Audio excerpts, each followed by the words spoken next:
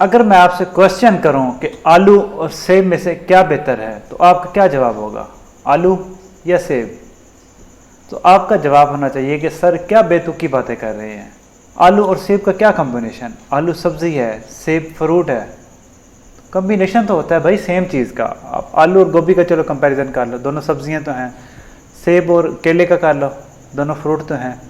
तो यही आज का हमारा टॉपिक है, डायमेंशनल होमोजीनिटी। डायमेंशन ऐसी चीज़ को कहते हैं जो हम मेजर कर सकें।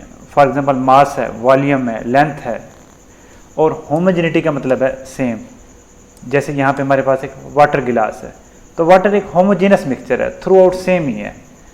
तो डायमेंशनली होमोजीनस का मतलब ये है कि आपने सिमिलर क्वांटिटीज़ को लेकर चलना है। जब भी आपने डील करना है तो मास को मास के साथ डील करना है, वॉल्यूम को वॉल्यूम के साथ डील करना है, प्रेशर को प्रेशर के साथ डील करना है। कभी भी आपने मास के अंदर टेम्परेचर नहीं ऐड कर देना। आप कोई भी इक्वेशन लिखें, किसी भी टर्म्स के साथ डील करें, तो वो सारे के सारे डायमेंशनली सेम होने चाहिए। उनका यूनिट एक ही होना चाहिए दोनों साइड पे। फॉर एग्जाम्पल इस इक्वेशन को ले लीजिए, इधर मैं अब लेफ्ट साइड पे एनर्जी की बात कर रहा हूँ, तो इधर मैंने एनर्जी पर यूनिट टाइम जो कि पावर है उसको टाइम से मल्टीप्लाई करवा दिया। पावर इंटू टाइम, ये भी एनर्जी आ जाएगी। दोनों साइडें डायमेंशनली बैलेंस होनी चाहिए। ऐसे नहीं हो सकता कि मैं यहाँ पे एनर्जी लिख दूँ और यहाँ पे हम पावर लिख दूँ। बात समझ लग गई? तो ये बेटा बज़ाहिर आपको छोटी सी चीज़ लगती है, लेकिन ये छोटी छोटी गलतियाँ ही आपका करोड़ों का नुकसान करवा देती हैं। $125 मिलियन का नुकसान हुआ था नासा का 1999 में। हुआ ये था कि नासा एक और कंपनी के साथ काम कर रहा था, तो नासा वाले जो है ये मीट्रिक सिस्टम यूज़ करते हैं, यानी मीटर, न्यूटन, ये यूनिट यूज़ करते हैं। और जो इनके साथ जो कंपनी थी वो यूज़ कर रहे थे ब्रिटिश सिस्टम, यानी लेंथ के लिए वो इंच यूज़ करते थे, फुट यूज़ करते थे।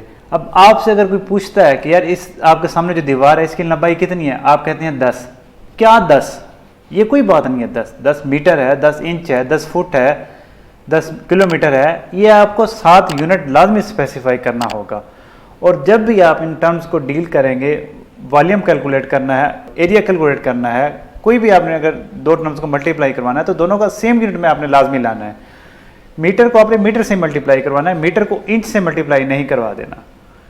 तो डायमेंशनली होमोजीनस का यही मतलब है कि आपने सेम चीज़ों को साथ लेकर चलना है। अगर आप आलूओं की बात कर रहे हैं तो इसका कम्बिनेशन, इसकी प्रॉपर्टीज़ आपने सारी आलूओं के साथ ही लेकर चलनी है। अगर आप सेब की बात कर रहे हैं तो सेब को ही ले के चलना है, इन दोनों को मिक्स नहीं करना। तो यही हमारा डायमेंशनली होमोजीनस का मतलब है।